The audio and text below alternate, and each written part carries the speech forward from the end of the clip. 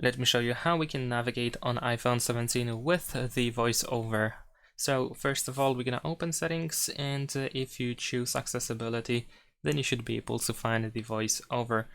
And when it's enabled, you can of course use a practice and tutorial and so on and so forth. But generally speaking, in order to choose something from our screen, first we need to select that option. So we can, for example, tap on Learn More over here. And then you need to double tap in order to confirm that you want to choose that option. You can just double tap anywhere on the screen. So in this case, we can see some voiceover commands. Over here we have the information about tapping and double tapping. If you want to scroll, swipe, whatever, you have to use 3 fingers.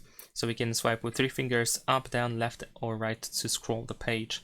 You can also move 2 fingers back and forth 3 times quickly, making a Z to dismiss an alert or return to the previous screen. Over here we can also find some information about basic navigation. In order to go to the home screen, you need to swipe just like you usually do. So you're gonna swipe to from the bottom like this, but once you swipe a little bit, you should be able to feel like a little vibration, which is the indicator that you are about to go to the home screen. To go to the app switcher, we need to slide up farther, so up to this point or something. You will feel another vibration again if you do so.